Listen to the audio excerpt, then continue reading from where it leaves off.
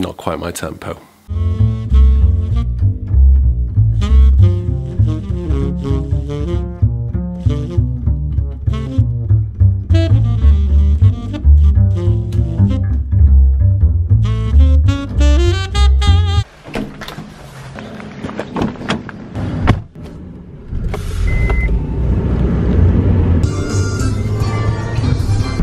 Whiplash!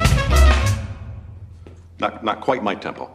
Now, if you haven't seen the film, what on earth have you been doing, I've got to say. I mean, if you're going to play an instrument, it's definitely a film to watch. I did get quite a few questions from people around about the time of the film, including some of my students sort of going, gosh, if you think Dan's giving you a hard time about things, you ought to check out what your guy Fletcher does in the film.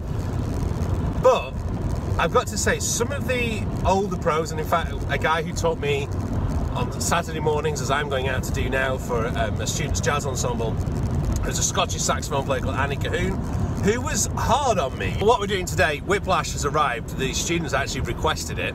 I do try and keep a chair out of the way when I'm playing it, so we're going to give Whiplash its first run today. The only thing is, we've only got a nonette at the moment. We haven't got a full big band, so I'm hoping we'll be able to cover most of the parts through this arrangement. It may not totally happen.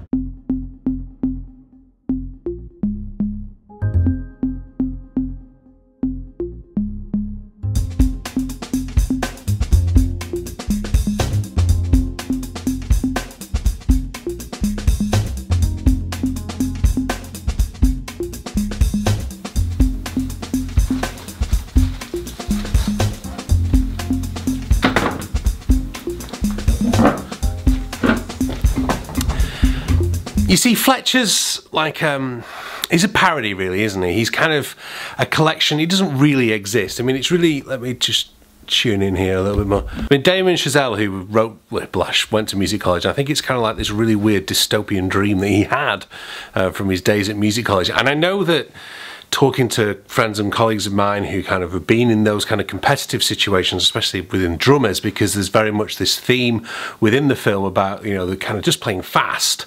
And that can happen on saxophone. I mean, you know, just Google giant steps and all the other stuff on YouTube about people, the sole purpose of trying to play is to try and play fast. 2, 3, 4. Rushing or dragging? Rushing. So you do know the difference! As a band leader though, I've got a little bit of sympathy with Fletcher's approach, because it's tough love, it's setting extremely high standards, and I've got to say, although it's 20-25 years ago since I left college, and I guess the generation when I was there would have said the same thing, but kids seem to be getting very, very soft these days, very, very mollycoddled, and there's not necessarily an element of, you know, you've got to really earn this, you know, it's kind of, it doesn't just happen.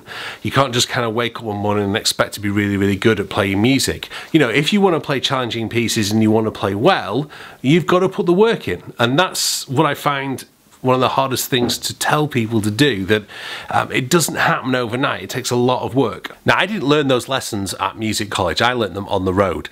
I was very fortunate growing up in Blackpool. There were a team of older musicians who were kind of, well, like Ray Wilkes, my teacher, who was approaching retirement just about the time I was starting to learn. And they moved down to Blackpool in kind of the 50s and the 60s when there was a lot of work there. And they kind of stayed on. The work had kind of sustained until like the mid to late 80s. And then it kind of stopped. These guys were sort of at the age there where they could take retirement, didn't necessarily need to be pulling out as many gigs, and they took up a bit of teaching. But then when I got older, when I was like 17, 18, 19, I started working with some of these guys, and they hammered into me the expectations of how you behaved on the bandstand. So, for example, showing up on time, ready to start when the rehearsal is ready to start at, having prepared the music. If I hadn't done, boy, I knew about it, and I was told in no uncertain terms that that was not acceptable behaviour. And I was only 17, sometimes 16 on some of these gigs. It was pretty much brutally told me, not physically, but, you know, I was told that I had to get this sort my out and get it sorted and, you know, be able to play. There's a scene in the film where Andrew, the main character, breaks up with his girlfriend because he sort of says he has to do, you know, he has to get the practice and he has to focus on his music. And because I'm doing that, it's going to take up more and more of my time, and I'm not going to be able to spend as much time with you. And even when I do spend time with you, I'm going to be thinking about drumming. And it's purveyed as quite sad. I remember at the time watching it thinking, that really is quite sad. And my wife sort of going, yeah, that's really not on. But then when I reflected back and thinking about that this afternoon as I was preparing this vlog, I kind of did that with one of my exes. You know, I'd got some money, I had this invitation from Bramford to go to New York. This is all back in 2004, she was kind of thinking we were going to get married and get a home together. I was thinking I was going to buy Selma Balanced Action and go over to New York. And it's kind of when I realised that we weren't on the same page. And I'm not advocating, if you're younger than me or even same age or older, that breaking up relationships for the sake of music. But if the music is more important than the relationship deep down, then you've really got to ask yourself whether that relationship's worth it. On the contrary, on the different side, as I've told you in this vlog here, when I met Katie playing on the stage with Ronnie's, with Bramford, didn't matter, I was thinking about going out with her. And that's when I realised this was very, very different. I wouldn't have up sticks and gone to New York at that point. Would I have up sticks? No, I'm not going to go in that way. Now, in my career, and as I'm learning through my 20s, early 20s, a lot of the pressure after, you know, I explained those people in Blackpool, but a lot of the pressure came internally from me myself, putting it on myself in order to achieve the standards that I hoped. I mean, remember that clip I showed you about Bramford? The only thing they're really interested in is you telling them how right they are and how good they are. Where the idea of what you are is more important than you actually being that. And it actually works as long as everybody's winking at the same time. And then if one person stops winking, you just beat the crap out of that person, and then they either start winking or they go somewhere else. But it's like, yeah, my students just, all they want to hear is how good they are and how talented they are. And they're not really, most of them aren't really willing to work to the degree to live up to that. The winking all the time thing is very, very appropriate in there, but also as well, this idea of, and I know, and I'm really bearing my soul to you guys today, I know I've been in situations where people have written things about me, I've allowed those reviews to go on biographies or gig posters, etc. And then there's this realization going, but am I that? Is that really, can I match up to that? Can I go on stage tonight and play as well as these people are saying that I do play? Because I don't think I can. At times I'm going, yeah, and I think that's dangerous when you're basically believing your own hype.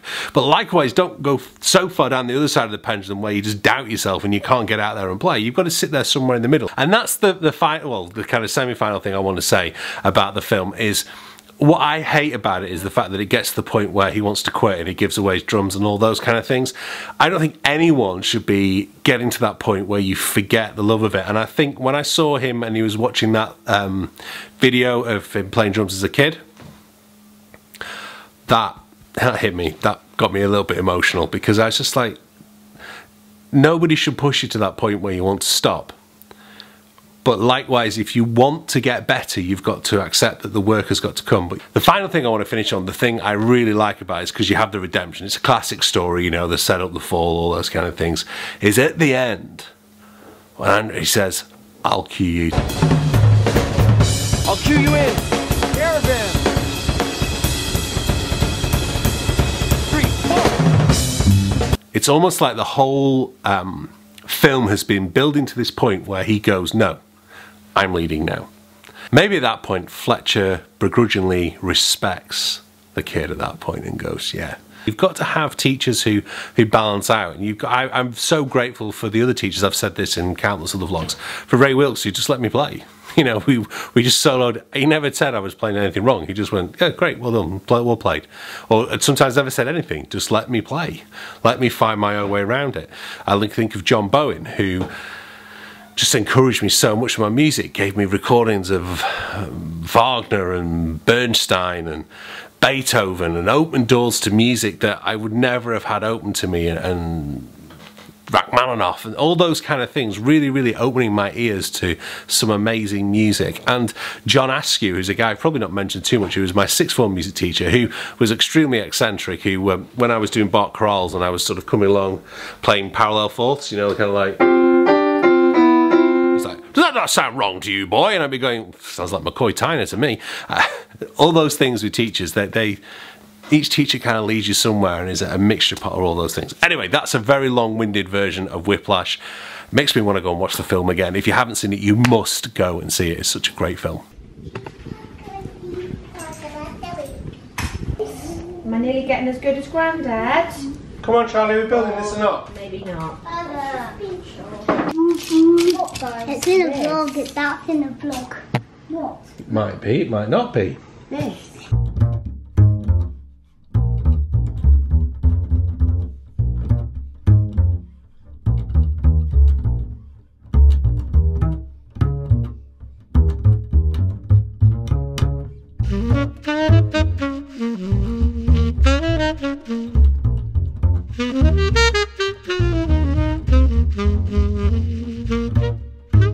building Lego is great fun and infuriating both at the same time.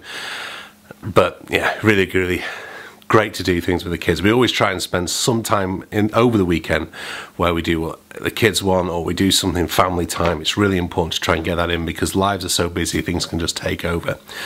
Tomorrow, or today, depending on when the edit goes out, it's most likely to be the day when you're watching it. If it's Sunday anyway, Sunday the 21st of January, I will be this afternoon on BBC One at 4:25 talking about playing Jazz Vespers as part of a very special programme about Methodist Central Hall, Westminster, where I do the digital work. So obviously I've got a very busy 24 hours. I'm a little nervous though about the Jazz Vespers slot because once we recorded it, I ceded all creative control, all mix control, how it sounds, everything else like that over to the BBC. I have no idea what it sounds like. I have no idea which take they use because there were 2 takes. They may probably do a combination of both. The solo on the second one was so much better than the solo on the first. So I'm hoping they realise that, and I'm hoping they use my better solo. But I have no idea what the solo sounded like. So I will be like millions of others tuning in and watching that and hearing it for the first time tomorrow. And as that's me on camera, that makes me very nervous. So I hope if you do see it, you'll go easy on me. I will be probably hiding behind a cushion for a little bit of it, waiting for someone to throw a chair at me. Not quite my tempo.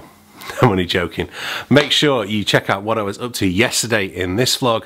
This is what I was up to this time last year, but most importantly, hit subscribe. Let's get this channel growing even more. Thank you so much for everyone who's a subscriber. I would love to get to 10,000 now. Not because I'm dissatisfied, but just because it just keeps this forward momentum going. Thanks for watching. Any comments about Whiplash, pop them in below. Q&A is coming up next week, so make sure you let me know. Bye-bye.